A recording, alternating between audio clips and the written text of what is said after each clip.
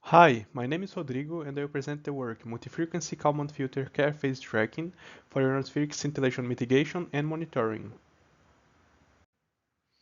The main ionospheric effects on GNSS signals are the refractive effect, which is characterized by low frequency non-stationary phase trends that depends on slow electron density variations, as well as the diffractive effect, which is related to amplitude fades and high frequency phase fluctuations that are caused by scattering of the transmitted satellite signal when passing through layers with irregular electron densities, such as plasma bubbles on equatorial regions.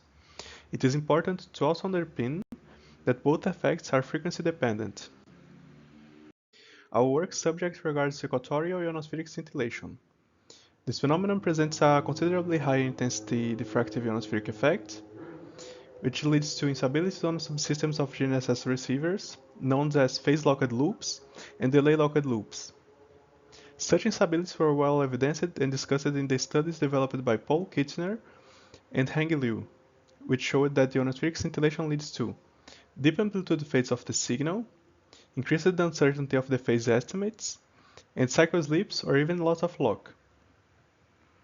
Thermoclip evidenced that scintillation is most likely to happen under high solar activity, diurnal time changes, and seasonality. We have considered the following simplified GNSS signal propagation scheme, where we simulated a static multi-frequency receiver on Earth, positioned at Hong Kong, and a GNSS satellite transmitting multiple frequency bands. The transmitted signal suffers refraction and diffraction when passing through the ionosphere, and also refraction due to the troposphere. Our study has focused on how well it's possible to separate the line-of-sight phase dynamics from the refractive and diffractive effects caused by the ionosphere under different scintillation scenarios. In this case, we have assumed that the troposphere effect is negligible if compared with the ionosphere ones. To illustrate the effects of the aforementioned phenomenon on the received signal, we present three pictures showing the amplitude fades and phase fluctuations simulated by a physics-based phase screen model elaborated by Dongyang Xu based on Charles Reinou's models for mild, moderate, and severe scintillation events. It is possible to observe that moderate and severe scintillation scenarios may induce deep amplitude fades on the received signal down to -50 dB. The main limitations of relevant previous works developed by Jordi Villavalls, Frederic Foulmeister, and Rafael Lopes, which proposed new phase-locked loop architectures robust to ionospheric scintillation, were the usage of the coronal scintillation model to simulate scintillation synthetically, which only simulates the diffractive ionospheric effect, and whose feasibility of generating realistic ionospheric scintillation events have been contested by recent works on phase screen models. Usage of real recorded scintillation events with the trended phase, which removes the low-frequency ionospheric refractive components using low-pass filters or polynomial fitting algorithms, resulting in important statistical information lost. The main highlights of our work are the proposal of a Kalman filter-based carrier phase tracking system that is able to separate the ionospheric effects from the line-of-sight dynamics, embedded with a vector autoregressive model.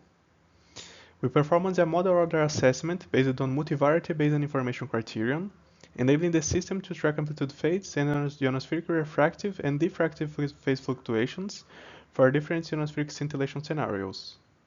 This model also enhances the system performances by exploiting multi-frequency cross-correlation information. The performance assessment of the proposed algorithms were validated using Monte Carlo experiments for a group of scintillation events. In the next slides, the performance of the proposed systems over one Monte Carlo realization is shown for L1 band state estimates under mild, moderate, and severe scintillation events.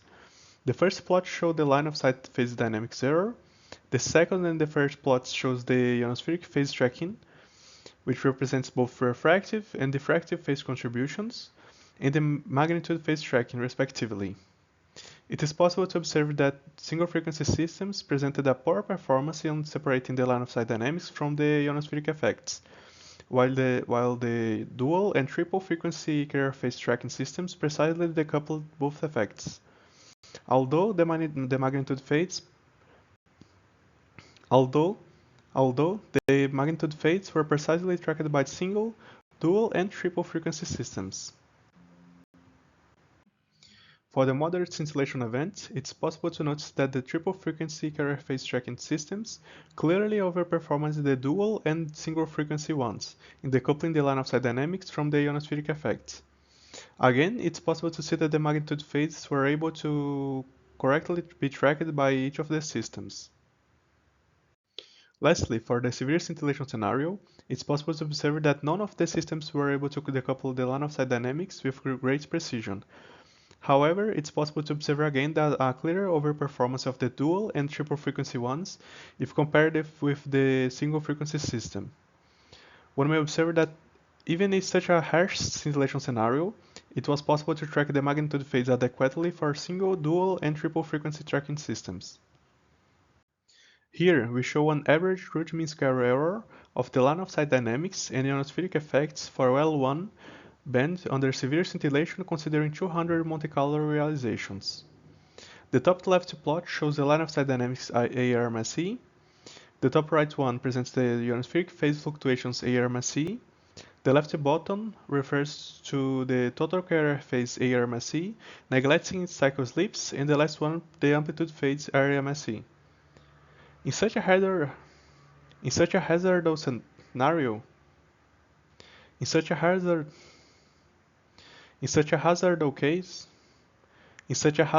case, it was possible to observe that the triple frequency systems slightly overperformed the dual frequency ones, but all of them showed a large error in decoupling the line-of-sight dynamics and the ionosphere phase. Even though the amplitude phase tracking was considerably precise even in this case. Even though the amplitude phase tracking was considerably precise even in this case. The main conclusions of our work are: the use of multiple frequency bands enables the carrier phase tracking system to separate the low-frequency ionospheric effects from the line-of-sight dynamics for mild and moderate scintillation events with high precision. Severe scintillation still is a challenging scenario. Amplitude phase can be correctly monitored under any scintillation intensity level, and estimation constraints enhance the overall stability and precision of the proposed carrier phase tracking algorithms. Thank you for your attention, and feel free to contact us if you have any question.